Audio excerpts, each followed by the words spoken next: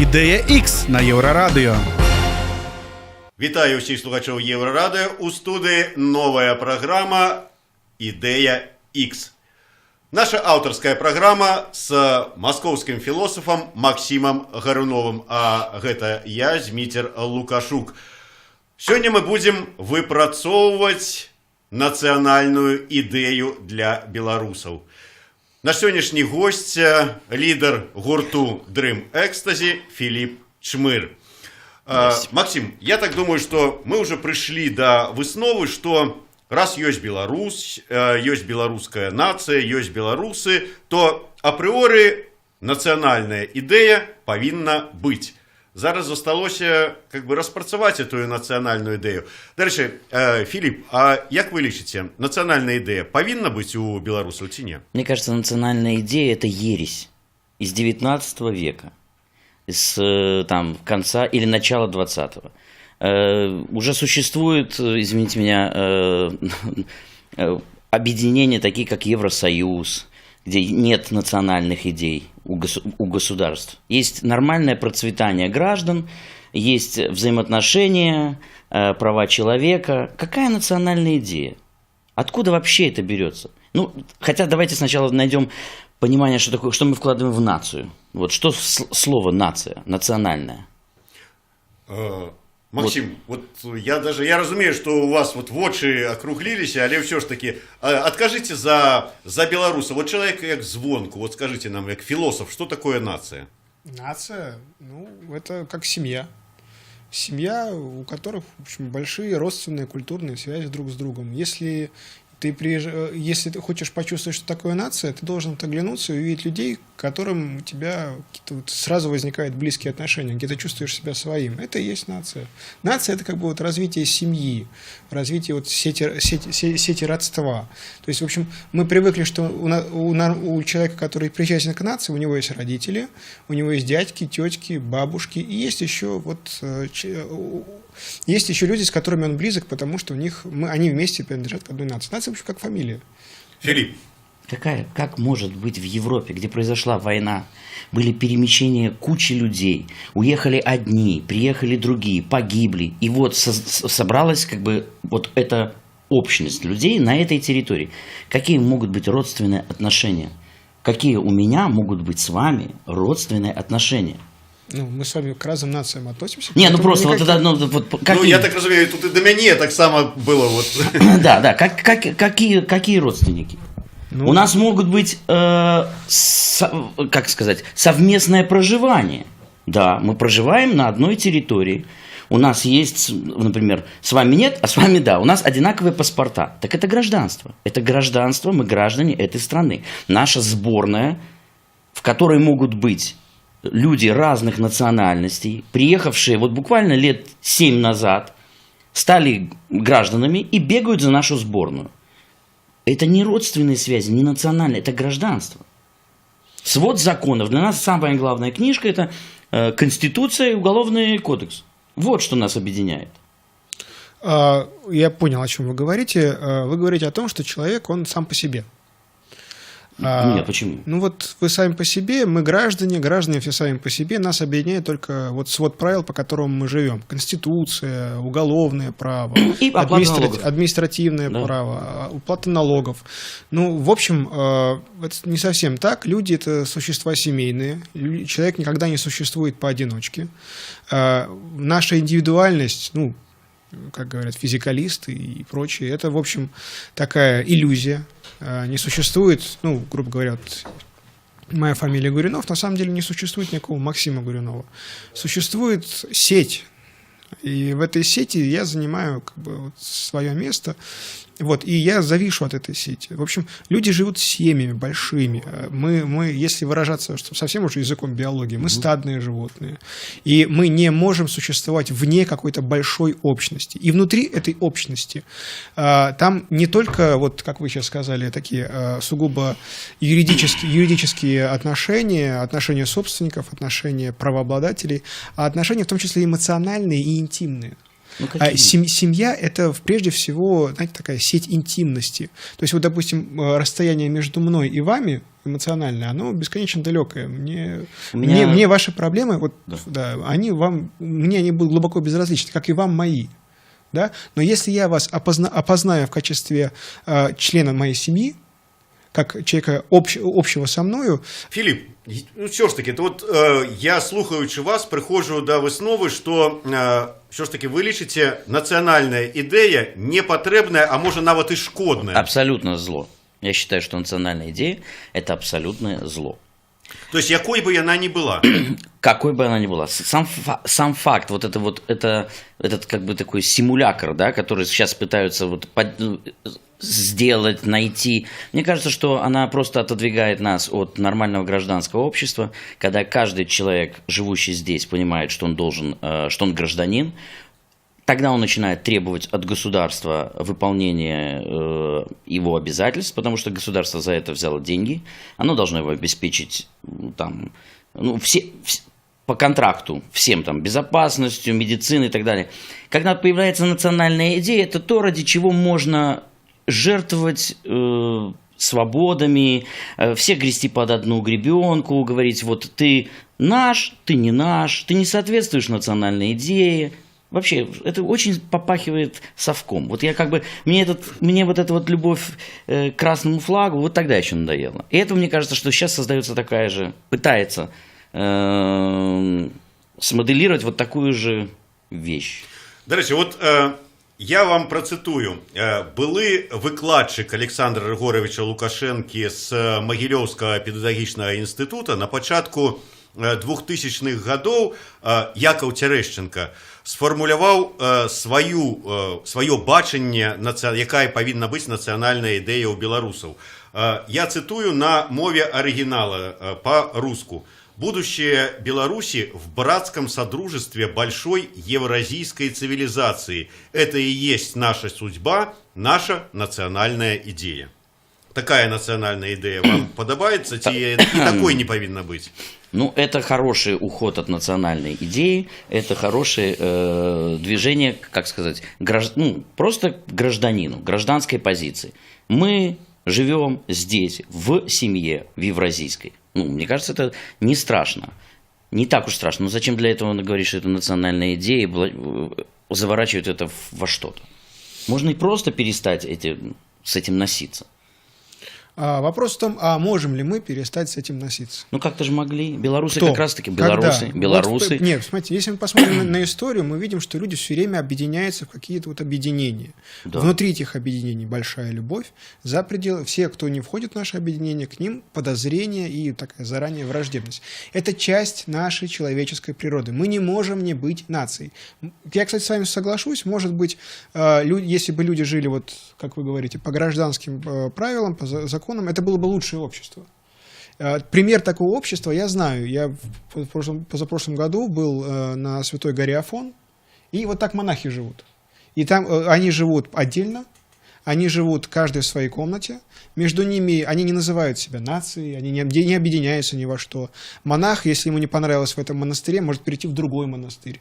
И я вас уверяю, это самая декриминализованная зона в мире, вот Афонский монастырь. Монахи вообще никаких преступлений не совершают. Никогда.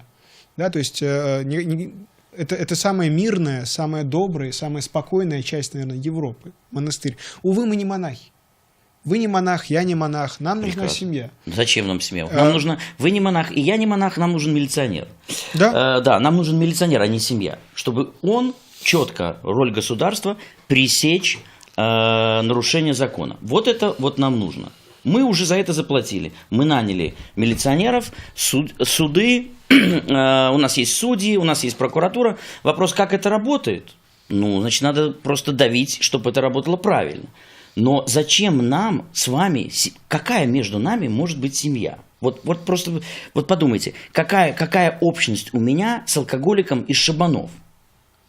А вы предлагаете мне с ним общность и национальную идею вырабатывать. А, например, с рок-музыкантом из города Берлина у меня более семейные отношения. Это мне человек ближе по убеждениям, по вкусу. И даже язык у нас разный, и ничего страшного. Понимаете, если мы вам сейчас предложим на выбор алкоголика из Шабанов, алкоголика из Улан-Удэ, Да, алкоголика из Пекина да. и алкоголика из Киншасы, есть такой город в Африке, я думаю, вы скорее распахнете объятия перед алкоголиком из Шабанов. Никогда в жизни, потому что это просто для меня одинаковые враги. Да? То есть для меня это люди одного класса. Я не хочу объединяться ни с кем по каким-то... Ну, даже вот я вынужден как бы признавать алкоголика из Шабанов только потому, что у него паспорт такой. Ну ладно, это будем Кроме терпеть. паспорта, у вас еще общая там, структура эмоций, Нет, общие ничего воспоминания. подобного. Нет, откуда? Понимаете, вот очень правильное слово в вашем сейчас выступлении прозвучало, слово «вынужден». Увы, мы вынуждены выбирать каких-то близких людей. Да, и да, если да. мы будем выбирать, даже смотрите, даже те Я люди... не хочу выбирать. Я их вычеркиваю. Смотрите, я вычеркиваю. Я вынужден с этим жить, да, платить налоги. Да? Да. Я оплачиваю налоги, и его потом, может быть, будут лечить, может быть, будут хоронить, а может быть, милиция за мои деньги будет его арестовывать. Все мои взаимоотношения с этим гражданином заканчиваются. Никакого родства быть не может. Ну, Я не хочу даже вот... И вот вам национальная идея нужна, лишь бы слепить неслепляемое. понимаете, ну, во-первых, национальные движения, если мы посмотрим, они до сих пор сильны и будут сильны, и никуда они не денутся. Ну, да, правильно, это пережиток, рудимент, который должен отмереть. И многие над этим работают. Вот отомрет он или нет, мы не знаем. Превратимся ли мы когда-нибудь в святую гору Афон, где люди будут жить по одному и будут, в общем, святыми людьми, не нарушая закона, вовремя платить налоги, исполнять свои послушания, заниматься духовным ростом. А вот, может быть, когда-нибудь вся планета превратится вот в такую планету монахов. Увы, вот на данный момент без национального движения нам никуда. Ну, например, Это вам. Вам лично. А мне очень хорошо без национального движения. Мало То есть, может быть, вы и супроти нации я вогуле? против, да. Вы меня позвали просто удачно. Я ненавижу это все. В общем- И я против этого сильно выступаю. Понимаете, вот все, что есть сейчас нас вот окружает, да, оно создано благодаря людям, которые очень сильно верят в нацию. Как? Беларусь Моя бабушка? Нет, жива. не верит. Нет, Вот ну, моя смотри, бабушка здесь все строила. Вот- Мой дедушка вот железную дорогу строил. Он не верил в нацию, он вообще украинец. Он не строил эту дорогу, он работал на фирму, да, или там на какую-то Нет, компанию нет, он был советскую. главный инженер железнодорожного строительства Беларуси. И Он был вс- украинцем, ну и что? Ну, слушайте, он не строил. Он был нанят, и он работал. Да, не нужно... Подожди, я не понимаю, кто тут строил? Компании, нации, государства, большие, огромные... Большое советское государство здесь очень много человеческие построило. механизмы, в котором ваш дедушка был винтиком. Да, хорошо. Это был хороший винтик, это был качественный винтик, да. но он был винтиком. И все мы винтики. И важно еще, я просто вот, чтобы не отвлекаться, понимаете, когда по Беларуси вдруг ударит какой-нибудь азиатский сосед, который захочет здесь сделать халифат, да, вы, я так понимаю, сбежите. Да, вы сбежите в другое общество, где вы сможете и дальше платить налоги и уважать права окружающих. А в окопах будут умирать парни, которые веруют в идею. Понимаете? Только в зависимости от того, есть ли на этой земле парни, которые веруют в идеи нации или нет, на этой земле будет порядок, в котором есть гражданственность, Вот вы или не будет. Уже вот сейчас вы говорите о людях, которые веруют, да, в национальную Да. идею. Халифат. Да. Вот это такие люди. Вы мне предлагаете принять вот эту? Я еще раз говорю, вы сбежите, судя по тому, что я Я вас не слышу, сбегу. сбежите. Я хорошо стреляю, между прочим. Можем А пойти. зачем? Давайте подумаем, а зачем вам стрелять, если... Чтобы убить врагов. Так у вас нет врагов, слушайте, можно же У просто меня переехать. есть враги. Нет, У смотрите. меня есть враги. Но у меня самые главные враги, знаете кто? Националисты. Националисты и радикалы.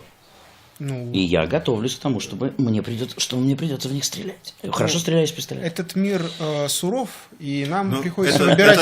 это вы говорите зараз про тое, калі, ну, як любяць казаць пра Украіну, калі бандераўцы раптам прыйдуць, та белабандераўцы, беларускія бандераўцы прыйдуць, то вы будете іх страляць. А калі сюды прыйдуць с русским миром зеленые человечки, у кого вы будете стрелять? Националисты пойдут у окопы на Ребята, у вас усходнюю мяжу. психоз, ребята, у вас психоз. Никакие зеленые человечки человечки сюда не придут. Ну, теоретично мы размышляем. Нет, если мы говорим Давайте- теоретически, Беларусь находится в Европе, да, сейчас, в центре Европы. Весь этот психоз, который происходит на Западе, да, у наших соседей, у поляков, которые присылают там 120 человек немцев приезжают охранять Польшу, это все делается только для того, чтобы потратить наши с вами деньги не на больницы, не на социальные проекты, а отдать их в, ну, как сказать, на производство оружия. Это хороший бизнес. В Соединенных Штатах никто не угрожает Соединенным Штатам,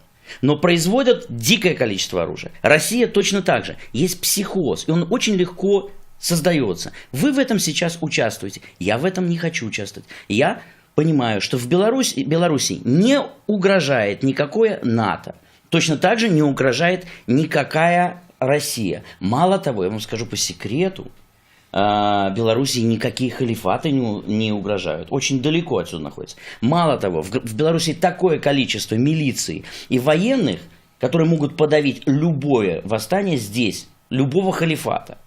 Вопрос, что нужно Белоруссии, по-настоящему, в моей стране, нужны соблюдение прав человека. Вот основная проблема наша. Нам нужно, чтобы здесь уважалась человеческая жизнь, чтобы здесь уважалось право на демонстрации. Вот что основная проблема. Сейчас главная проблема вообще в Европе и в России – это права человека. Я вот зараз процитую вам этнокультуролога, литератора Юлию Чернявскую. И она про национальную идею писала так. Дело в том, что национальная идея – это не о крови, почве, территории, общем духе народа. Оно о другом. Оно в том, в чем люди видят смысл жизни своей общности, своей нации. Это символическая и ценностная категория. То есть вот вы лічите, что вот нам не треба думать про некий там дух нации, дух народа? Нет. Потому что это все вымысел. Зачем об этом думать? А права человека не вымысел? Нет. Очень интересно. Нет, это не вымысел. Ну, знаете, права человека появились, дай бог там, в Прилоке. В Это 47-м году. пара веков назад. нет, ну в 47-м году они были декларированы. До этого Аристотель какой-нибудь вполне себе считал нормальным рабство, женщин в гарем. И, в общем, если мы посмотрим с исторической перспективы, подчиненное положение женщин, подчиненное положение мужчины, мужчина, который может убить, подчиняет себе мужчин, которые не могут поднять оружие.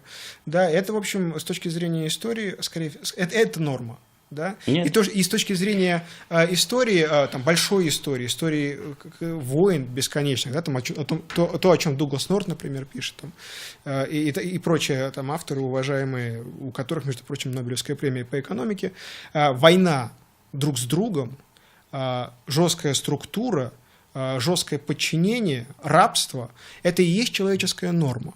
И с точки зрения большой истории, ваш разговор о правах человека, ваш разговор о гражданственности – это и есть воображение. Это мечта, это что-то вот, то, что случилось буквально несколько десятков лет назад, при том, что у нас, как у вида, у кроманьонцев, 40 тысяч лет, самое меньшее, а больше до миллиона лет взаимного насилия и взаимного доминирования и подчинения. Вы хотите так жить? Вы хотите, чтобы я сейчас взял и выбил вам глаз? Допустим, секундочку, мы моделируем ситуацию, да? Хотите? Вопрос сразу. Вы хотите выбить мне глаз? Ну вот вы можете себе представить, я мужчина, который это может сделать.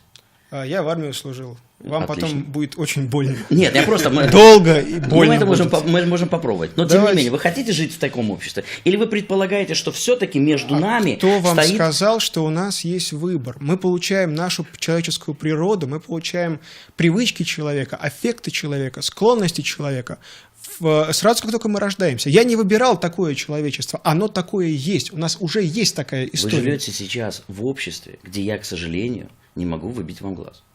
Потому что есть последствия. У нас есть с вами... Головное слово тут было, к сожалению. Не, это я утрирую. Смотрите, Мы передали в этом обществе, вот в государстве, в Слушайте, республике Беларусь. Чалый придет сюда, нет? Он тоже хотел бы поговорить о праве на выбитие глаза, которое мы кому-то там передали. А можно показать фотографии Чалова?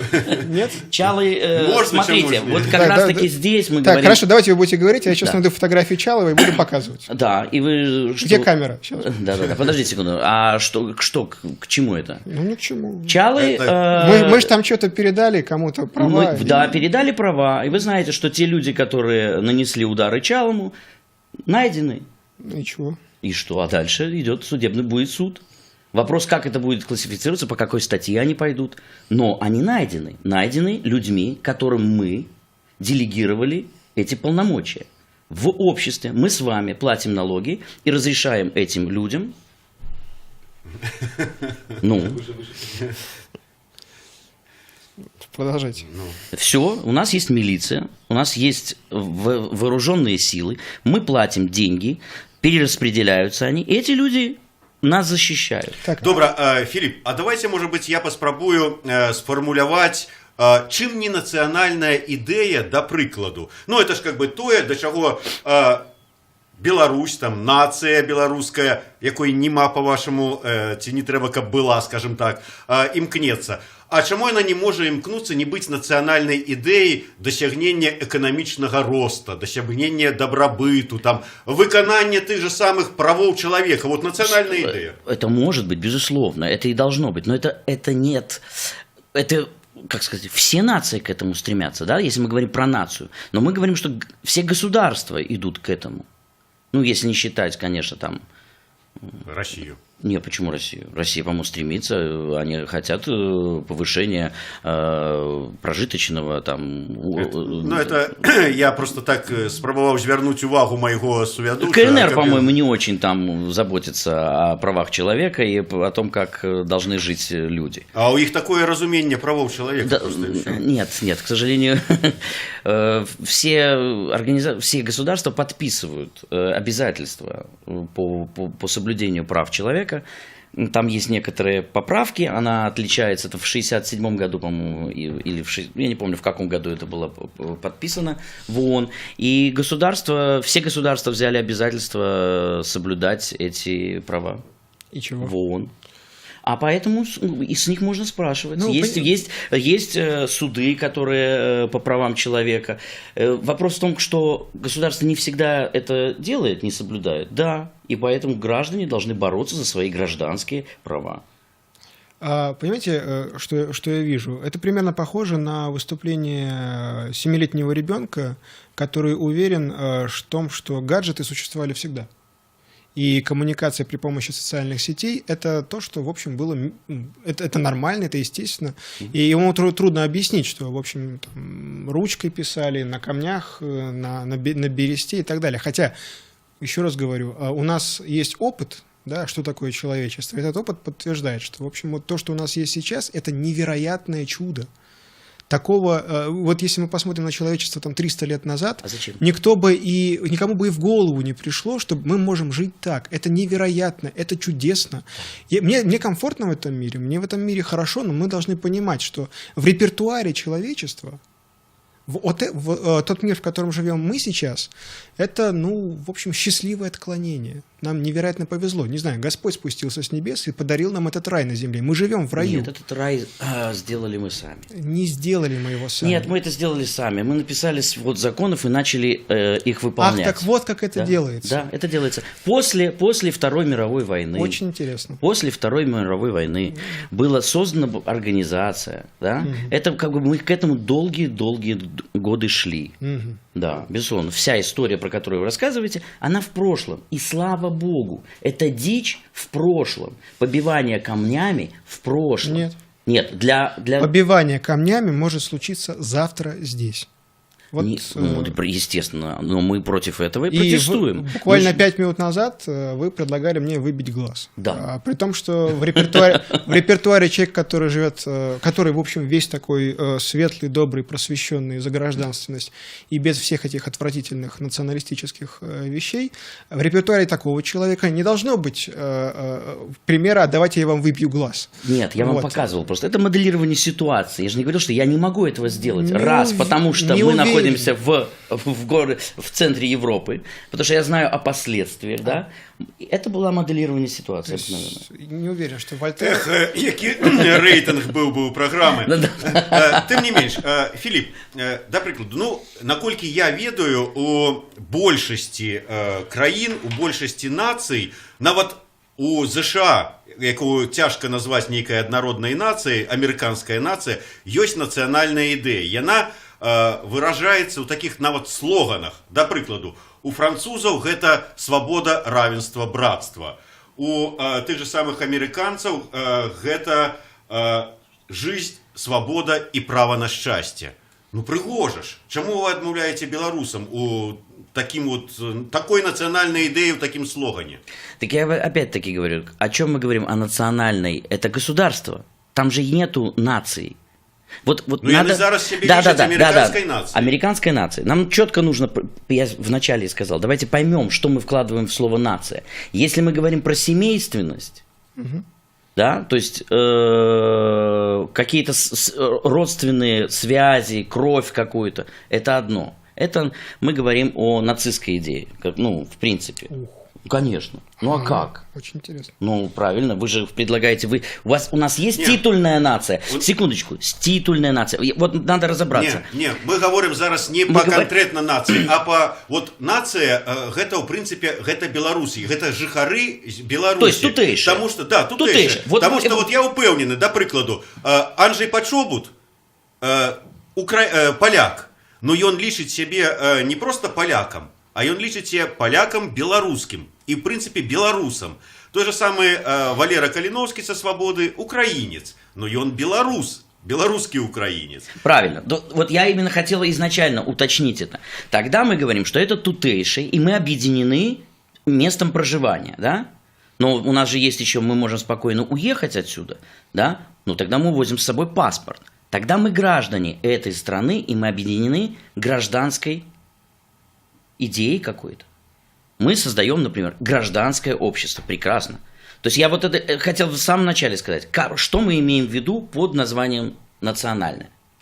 Национальная идея, все, да, громадяне Беларуси. Да, граждане... Любовь до Беларуси может быть национальной идеей? Может быть. Местом, где я живу. Сейчас у нас малая родина, да? То есть мы сейчас год малой родины у нас. Это тоже хорошая, мне кажется, хорошая идея. Ну да, тогда я понимаю, да, это национальное. Мы говорим, мы объединяем граждане и нация. Ну, тогда, а зачем? Вот нарешті ми визначилися тяжкими такими пошуками, визначилися навіть до того, что нация есть на территории Беларуси, вот такая огульная нация белорусов, якая объединяет в себе и белорусов, и поляков, и украинцев, и татаров, и кого угодно. Там мы уже объединяем беженцев из Сирии, у нас уже люди живут, и все, да. Все есть, это да, все прекрасно. И, значит, вот такая нация у нас все ж таки есть, и она мае право на існаванне. И, значит, и идея национальная у такой нации может быть. Может быть. А давайте попробуем вызначить, якой она может быть. Ну так вот прекрасно же мы смотрим, как есть у американцев и у французов. Они же, в общем-то, ничем не отличаются. Все равно мы все идем к мирному сосуществованию и к счастливой жизни.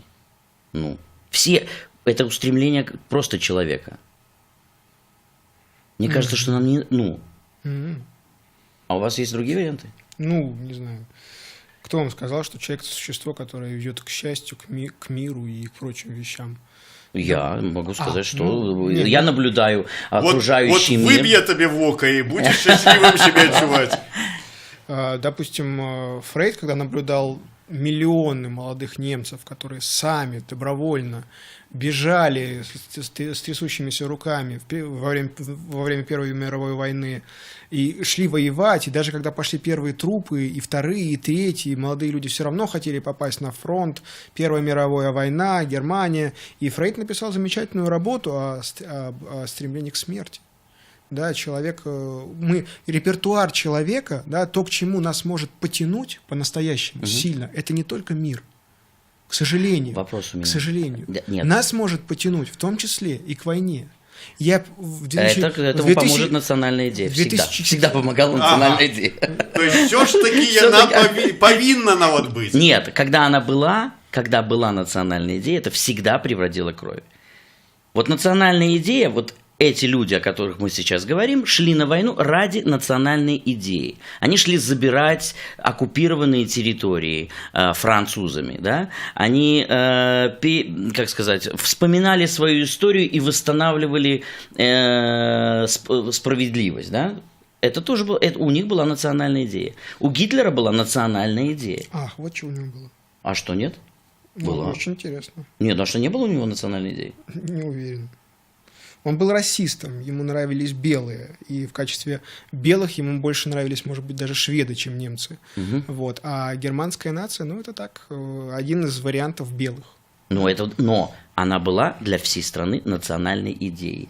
С помощью национальной идеи... Он, скорее всего, рассмотрел всю Европу. Філіп, ви все ж таки мене вже заблитали кончатково. Спочатку ви сказали, що національної ідеї не повинна бути. Потім ми погодилися, що все ж таки... Мы просто решили, мы сказали, что мы сейчас в разговоре говорим, национальная идея – это гражданская идея вот для этих людей. Да, Потом мы перешли к тому, что вот... Я сказал, что национальная идея, она У меня вопрос еще, извините. А у вас дети есть? Нет. Ну вот поэтому нам будет очень сложно разговаривать. Потому что как только у вас появляются дети, и когда мы говорим про семью, да, мы четко абсолютно понимаем, что чего хотят люди, да, что они не хотят войны. У них нет бредовых идей относительно, вот как вы говорите, умирать. Да? Вот как. Да. Для этого заводятся дети, чтобы понимать. Кстати, философу стоило бы попробовать. Я учту вашу Да, и меняется вообще поведение у человека. Я вам скажу, самцы становятся очень агрессивными. После того, как появятся дети? Да.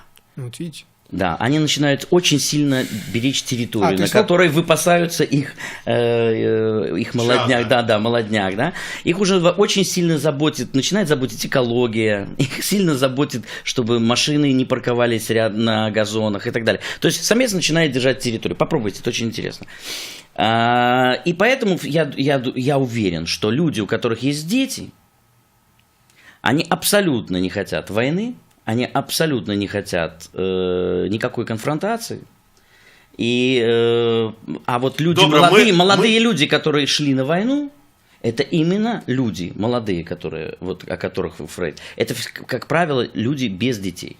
Ну, коли вот так вот ориентоваться, скажем, на слоганы, які вот мы зараз там брали, там французский, свобода, равенство, братство, то мы тут знайшли уже першее слово для белорусского национально-идеалистичного слогана – семья. Да, мне кажется, что да, это важно. И у нас в государстве, насколько я понимаю, это целая программа идет. Мы говорим о семьях на государственном уровне, там забота о семье, там ячейка общества еще с советских времен идет. Потім, коли ви казали про прави чоловіка, Конституцію, право на свободу митингов, сходов, демонстраций, значит, это свобода. Это другое слово может быть. Да, безусловно. Максим. Ну вот право, гражданственность и права, мы за нее сражаемся, мы сражаемся для кого? Для себя или для всего мира? Я так понимаю, вы стоите на той позиции, что, в общем, мы назло всем буржуям мировой пожар раздуем, вы стоите на позициях мировой революции.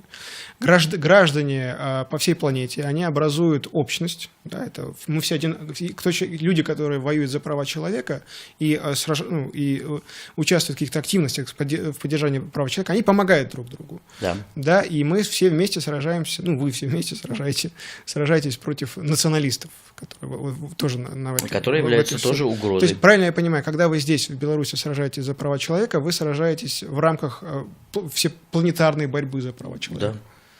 Да. То есть вы за права для человека, для всех. Да. Ну вот, к сожалению, это хорошо, это похвально, теплота моего сердца для вас. Но проблема в том, что таких людей мало. Как правило, люди, как правило, то, о чем нам говорит история, то, о чем нам говорят толстые, по 700, по 800, по 1000 страниц книги, люди, если сражаются, если рискуют сражаться за права, да, если они начинают рисковать своим здоровьем, если они начинают всерьез тратить свое время, то это все, как правило, для своих. А границы этих своих, они, как правило, очерчены нацией. Да, то есть то, как ведут себя поляки, то, как ведут себя чехи, они ведут себя, подчеркиваю, естественно. Так всегда вели себя люди. И при этом, кстати, в своей естественности они еще очень травоядные, потому что раньше эта естественность подразумевала больше крови. Да, то, что сейчас этой крови меньше, это, опять же, большая загадка. Есть, вот, не знаю, слышали, не слышали, но есть большая проблема для историков, для криминологов, потому что последние 30 лет резко снижается количество преступлений в больших городах. Просто вот падение. И никто не может объяснить, почему. Теперь я должен Чалова портрет показать. Ну, да. Никто не может объяснить, почему, никто не может назвать источники этого. Вы говорите, с вашей точки зрения, преступления падают по всем европейским столицам, потому что люди борются за гражданские права. Уверяю вас, среди точек зрения ученых, которые по этому поводу рассуждают, я не слышал ни одной такой. Все говорят, что в этом виноват всеобщий рост благосостояния, опять же, который, в общем, трудно предсказать и объяснить, почему он вдруг начался. Все говорят, что в этом виноваты новые системы слежения за человеком, да, потому что мы просто мы не стали моральными. Мы просто боимся, да. Мы просто боимся. И в этом смысле нет никакой гражданственности. Да? Мы продолжаем быть такими же хищными, как наши предки, просто камеры стоят. Да? Мы не... Я вам об этом по этому глазу я вам предлагал, чтобы... Поэтому и не выбил, камеры стоят. Тогда, вот смотрите, если вы мне не выбили глаз, потому что на вас направлена камера, и есть минимум 2 свидетеля, и внизу сидит охранник, то вы мне не выбили глаз не потому, что вы не можете, вы так высоко вознеслись в своем духовном развитии, что, в общем, как Будда, вы хотите выбить глаз человеку, но вы давите в себе это желание, да? Вы не выбили, потому что вы боитесь. Я вам об этом и говорю. Что вы хотите жить в этом обществе, да? Вы предлагали мне учитывать, жить в обществе без видеокамер, милиции, охранника и этого. Вы сказали, что вы готовы к этому. Нет, я хотел вам сказать, что не нужно смотреть на себя сквозь розовые очки. Нужно понимать, что если ваш, там, допустим, прадедушка или мой прадедушка ненавидел евреев, да, ну вот, мой прадед жил в украинской деревне, скорее всего, он был антисемитом. Да, и мой прадед точно. Местность, в которой они жили в Украине, она известна как там, в общем, вот восстание Гонты. Можете посмотреть, что они устраивали с евреями. То, в общем, у меня нормальные отношения с евреями не потому, что я такой хороший, ну, хотя я хотел бы быть хорошим, но в том числе и потому, что новые системы безопасности сильно повышают риски получить ответный удар. Да, и поэтому вот я такой смирный. То есть я к чему это все? Когда я не имею права возвышаться над своим прадедом. Да? Я не могу сказать, что он был темный и средневековый, а я прекрасный, светлый и просвещенный. Скорее всего, мы одинаковые. Да, просто вот мир изменился, улучшился. В мой мир, в котором я живу, он гораздо лучше, он вынуждает меня быть моральным. Да? Мне даже в голову не приходит желание, вот те желания, которые, допустим, руководствовались моим прадедом. Но я знаю, что эти желания могут прийти. И я знаю, как бы я не сопротивлялся, как бы я не хотел превращаться в животное. Но я могу превратиться в животное. Нужно подозревать себя в этом. Нормальное отношение человека к самому себе – это как отношение человека, который сидел на героине и перестал сидеть на героине. Нужно понимать, ты всегда можешь ужалиться заново. Даже через 20 лет может возникнуть ситуация, может появиться ощущение, может появиться это сладкое желание, и ты и ты как Адам, как Ева в райском саду, ты совершишь грехопадение и вернешься обратно. Давайте не будем про такие дрэнныя сцэнары. Дарэчы, вот у словах Максима Кален рассказываў пра тое, што нечакана знізіўся ўзровень злачыннасці ў розных гарадах. Прагучала слова, гэта з-за таго, што падвысіўся дабрабыт людзей. Так вот, чем вам не третье слово в этой слоган национальной идеи? Добробыт. Благосостояние. Семья, свобода, добробыт. Я за... Давайте 2 минуты. Вообще, последние 2 года, хочу воспользоваться вашим эфиром, я являюсь проповедником жирославия. Я верую, что вот никакой проповедник, никакое Евангелие не сделает людей добрыми. Людей сделает добрыми только жир. Много жира, много еды, много сладкого, много жирного, много мясного, много соленого, много перченого. Только... А алкогольного? Ну вот, не могут быть агрессивными. Только вино. Потому что вино там много углеводов. Разбавленное, как римляне древние. Главное, чтобы человек жирел быстрее. Жирный человек, вот человек, который выглядит как на полотнах Рубенса, то есть человек, чье тело похоже на облако такое, знаете, вот красивое июльское облако, лениво плывущее по небу. Я нават не ведаю, какое слово четвертым в таким выпадку добавить. Жир. А нам надо ли 4-е? Вот можно вообще все убрать, оставить за жир. Была ідэя, таксама нацыянальная ідэя, я, дарэчы, прапаноўваў, здаецца, Крыштапович, якая гучала «За Беларусь». Памятаете это? За жир. А это за жир. За жир. Почему?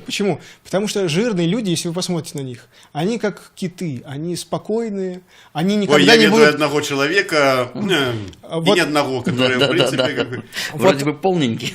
Вот, если человек полный и все равно хочет выбить глаз своему собеседнику, я говорю больше жира. Мало. Я вам предлагаю тройной какой-нибудь, сейчас пойдем в Макдональдс, и за мой счет очень много углеводного и жирного. Потому что углеводы и жиры делают человека моральным. Вот на гэтай кулинарной ноте мы и скончим нашу сённяшнюю размову с Филиппом Чмыром, лидером гурту Dream Ecstasy. Максим Гарунов, Зміцер Лукашук, гэта Ідэя X. Шукаем нацыянальную ідэю для беларусаў.